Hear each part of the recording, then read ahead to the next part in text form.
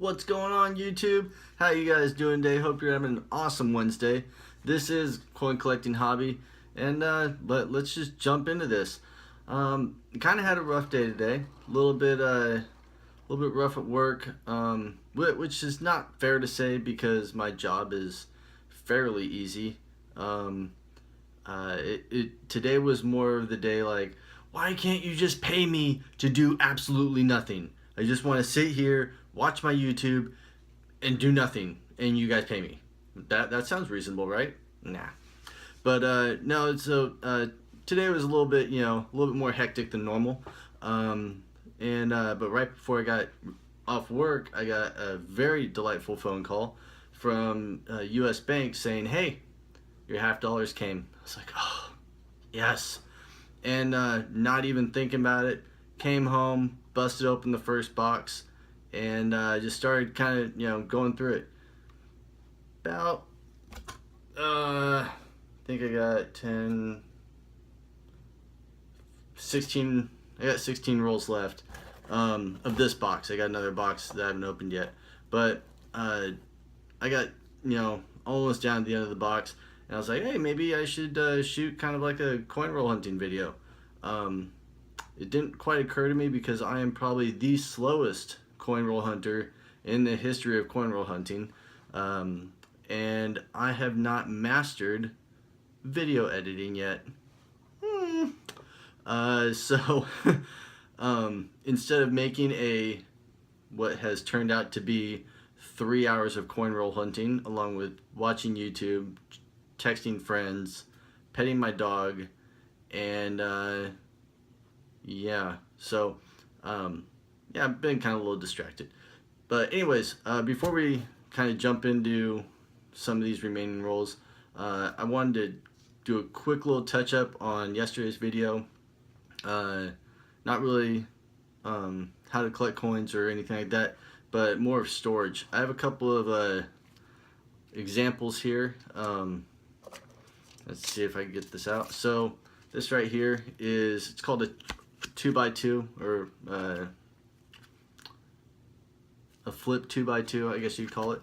You can store a coin in either of these pockets. There's one right there, and there's one right there.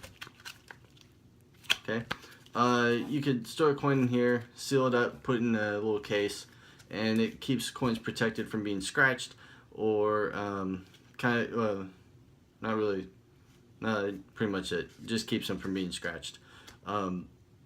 Keep in mind, if you live in a humid area, the south, something like that, you want to try and keep your coins in a drier type of climate, so you don't want to expose them to moisture, anything like that. It could corrode them. So this is a flip, I call them a flip 2x2. I'm pretty sure that's not really what they're called, but that's what I call them. And you can also get these cool little papers that I will show you an example. Let's see, I'll take 1972. I don't know, probably can't see that very well. 1972 half. And you slide it right in, just like that. Nice little package. Okay, take a piece of paper, and what I do, slide it. I didn't trim it right, but so you slide it in like that. You can fold it over, and you can write what the coin is up on top, year. If you're gonna sell it, lots of people put like the year, the kind of coin, how much it's gonna be sold for, how much it's gonna be worth. So you can do that. You also have, these are my personal favorites, a 2x2. This is a cardboard 2x2. So this is for the $50. Put it in, fold it, staple it, and then you can label it. And we'll actually put one of my coins that I've coin roll hunted so far in one of these shortly. There's also this little nice doohickey. It's another 2x2, but this one is intended for dimes, so you can hold dimes in here. I got a bunch of these for free after I bought a collection, and I'd never used them before, so it took me and my masterful genius of a brain to figure out, let's see, where'd it go? Oh, there it is, sorry. But yeah, it took me, whoop, lost it there. Took me about 5 minutes to figure out how to open this simple plastic case, and it took me and my handy dandy screwdriver. So yeah, you can see how my brain works. But anyways, you take it and it just pops in half like that. You have a little styrofoam right here, a little bit of styrofoam. Slide that right there. Sorry, we'll flip it around. So you want the black facing up. We're gonna put this 2016 D dime and put in there and just kind of pop it right in. That doesn't look too bad. Pops right in. Take this and had it wrong. There you go. And you close it up just like that. And now your dime is secure in foam and kind of like an airtight seal. So you got that going for you. Let's see, one other thing. Oh, there we go.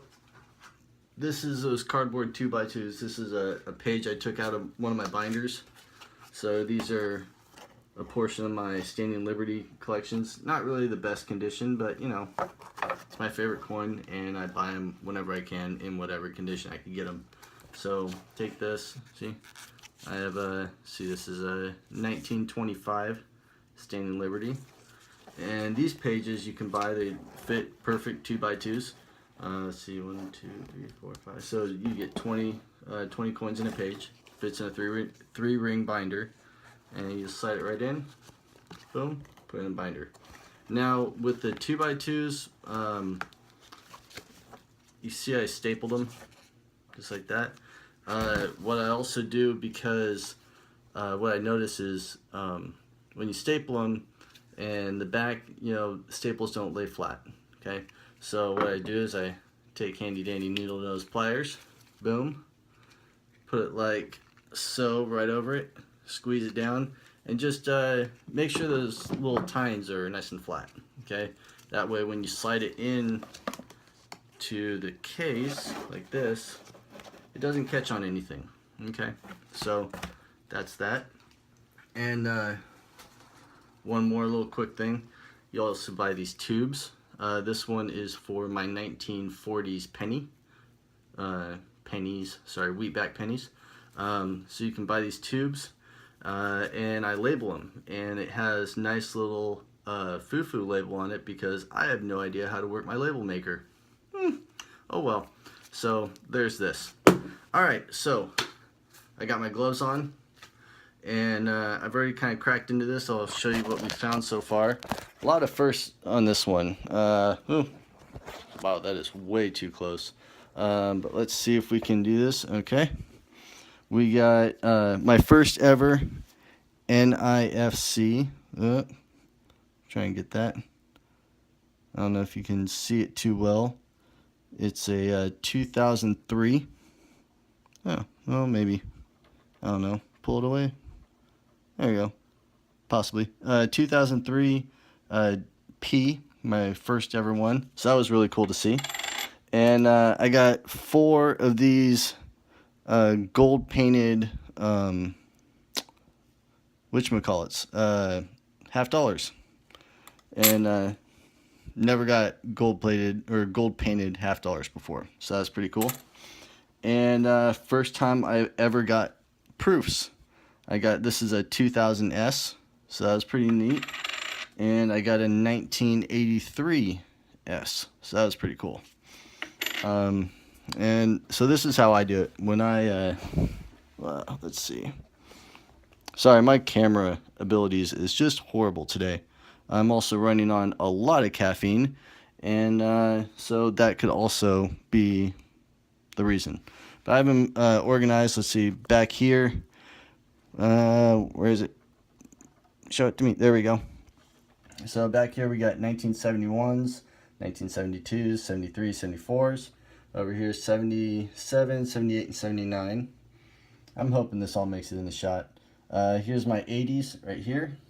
Here's my 90s right there. Okay, we got 2000s, 2001s, 2003, the gold, the proofs, and this ginormous stack right here, these nice little fun stacks, and that one down there. These are all the bicentennials. And call me weird, but I normally save every bicentennial I find. They're not really worth anything, but I like them. So, okay. Now let's, oh, here we go. One more.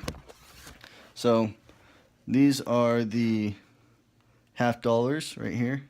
I've gone through most of them, and I don't peel, or I don't destroy the original packaging, just because, well, why get new packaging if you already have packaging?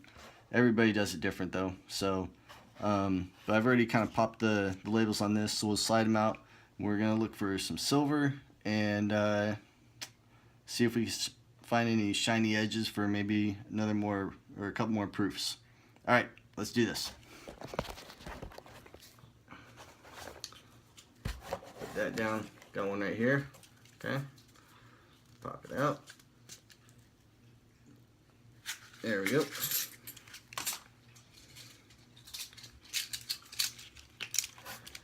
And I'm not seeing anything. All looks clad.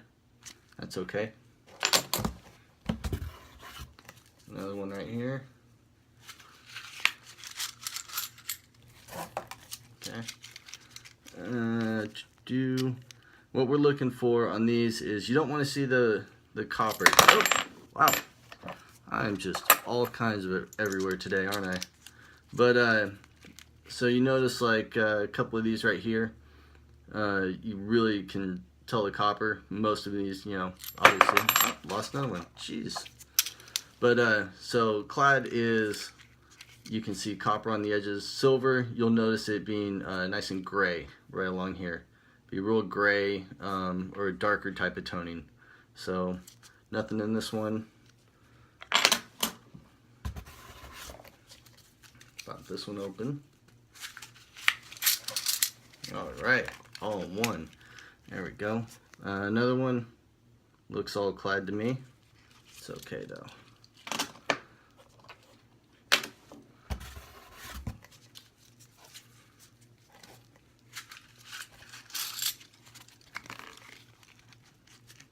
Got another one, all clad. It's all right.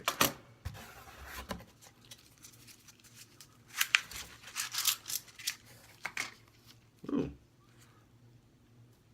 had a hole punched in it. Somebody had it for a necklace. 2000. Looks like a 2000p. Don't see a mint mark. So, yeah, first one of those too. All right, let's check the rest of the roll. All looks pretty clad. Oh, well, yeah, this one's clad probably. Yep, 1971 again. So, you're gonna notice if you buy like a box of, like this is $500 for a box of $50. You're gonna notice that if you go through the whole box, you're gonna find so many 1971Ds. Sorry, if you live on the West Coast, probably. East Coast, you'll most likely find more Philadelphia mints. But here on the West Coast, I have in, like I said, this box isn't done yet, and I have probably a total of $40, maybe even $50 out of this box is all 1971Ds. So you know, and that's also because they minted like 300 million of them. Crazy. All right, here's the next one. Pop it right open like that. There we go. And we got another clad. Oh, that one's kind of shiny. What's that? No, check it out. Speak of the devil, 1971, and it is a D. Gotta love that 300 million. Okay, trying to run out of room to put this stuff. And next one. There we go.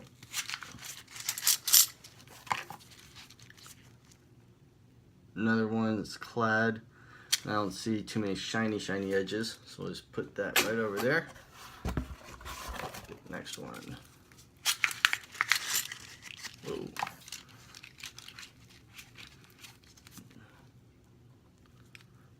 That one right there. That looks really, holy cow. Hey, check it out. Another proof.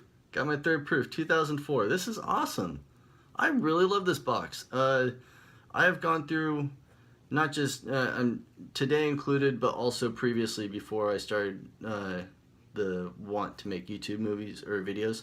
I've probably gone through $4,000 or $5,000 worth of half dollars, and this is the first box that has ever given me cool stuff. In, like I said, like $4,000 or $5,000 worth of halves. I found one 40% silver, and that's it.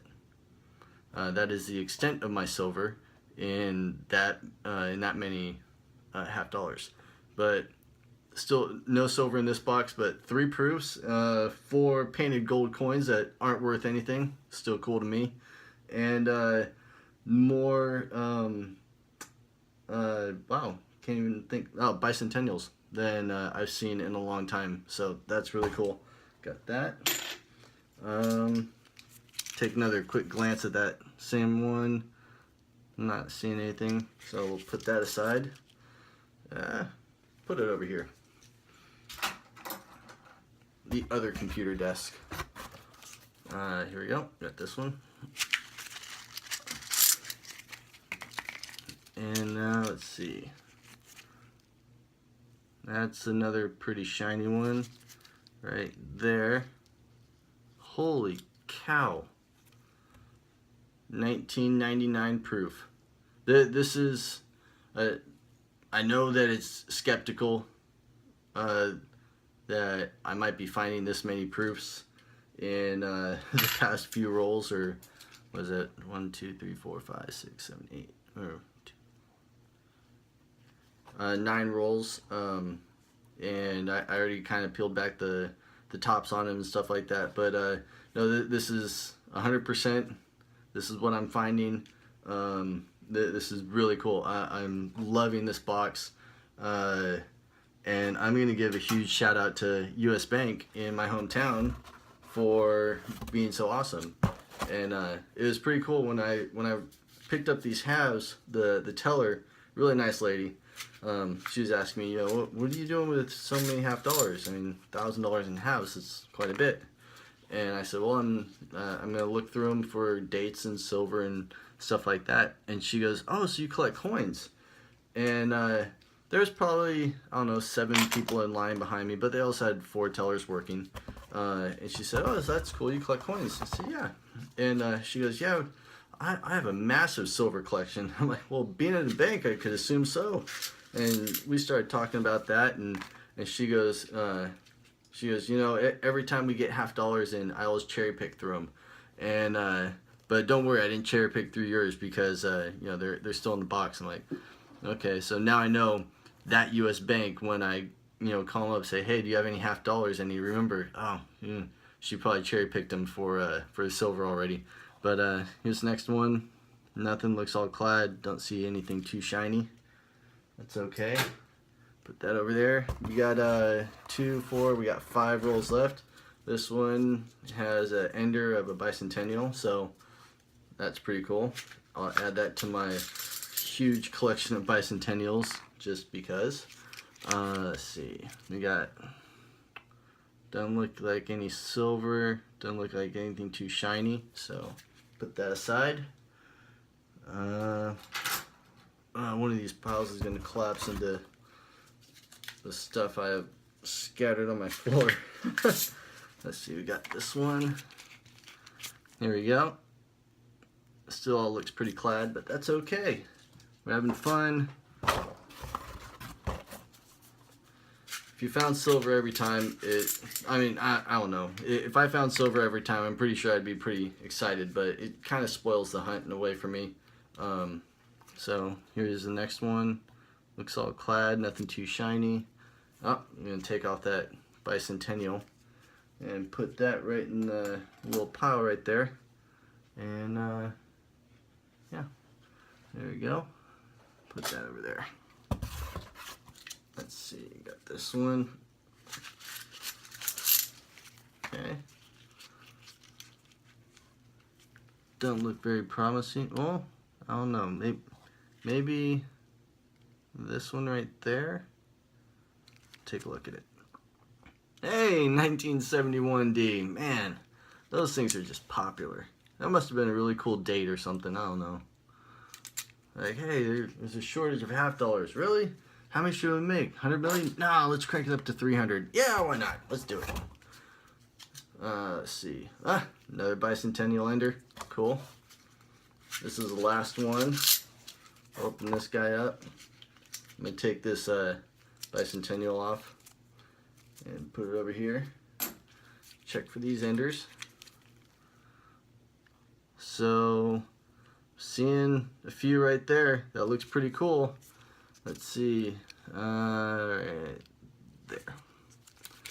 What's this one? This one is a 1999D, not too special, and a 1986P. Oh, Philadelphia.